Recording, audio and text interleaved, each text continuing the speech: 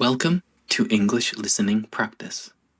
In this video, you will listen to 5 real-life finance situations.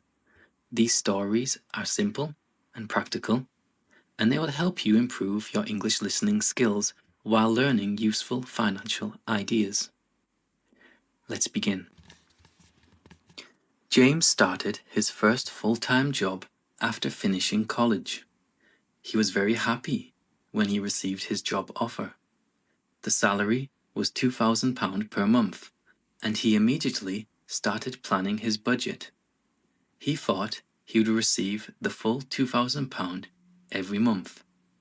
So he made plans for rent, transport, food, and even saving money. At first, everything looked fine. However, after his first payment, he noticed something strange. The amount in his bank account was lower than expected.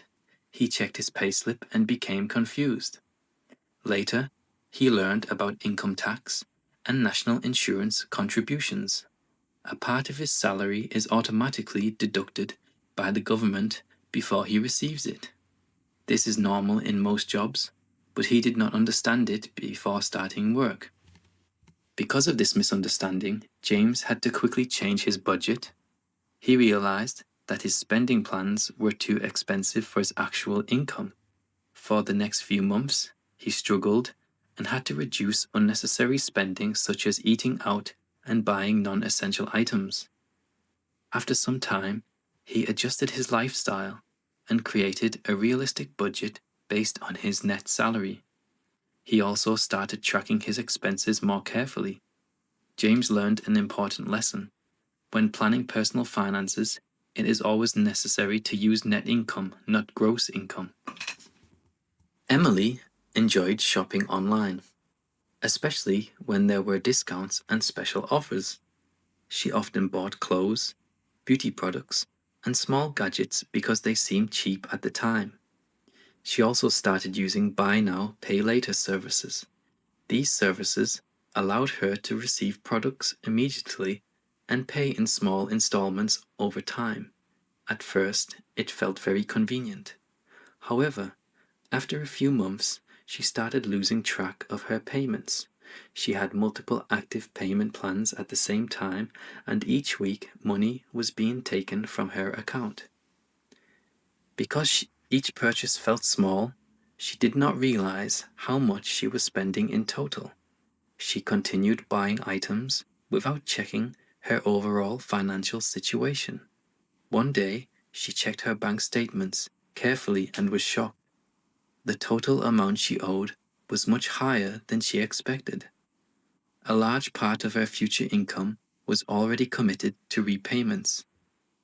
Emily decided to take control of her finances. She stopped using buy now pay later services and deleted several shopping apps from her phone to avoid temptation. She also set a strict monthly spending limit and started planning her purchases in advance. After a few months, her financial situation became more stable. She learned that even small, repeated payments can create serious financial pressure if they are not controlled. The Brown family worked hard but always felt that their money disappeared too quickly each month. Both parents had stable jobs, but they rarely had savings at the end of the month. They decided to investigate the problem by tracking all their expenses for one full month. They wrote down every payment, including rent, groceries, transport, school costs, and entertainment. At first, it was difficult because they were not used to recording every small purchase. But after a few weeks, they had a complete list of their spending. At the end of the month, they reviewed the results carefully.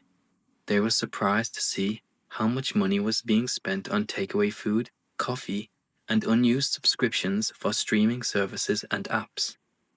They realized that many of these expenses were not necessary. As a result, they cancelled several subscriptions and decided to cook more meals at home instead of ordering food. They also created a weekly budget for entertainment and small purchases, so they would not overspend without noticing. After 3 months, the family saw a clear improvement. They were able to save money regularly for the first time in a long period and felt more in control of their finances. They learned that financial awareness is the first and most important step towards saving money successfully. Mark became interested in investing after watching videos on social media. Many of these videos showed people making quick profits from cryptocurrency and stock trading. He believed he could also make fast money, so he decided to invest his savings into a new digital coin that was trending online. He did very little research about the project and did not understand the risks.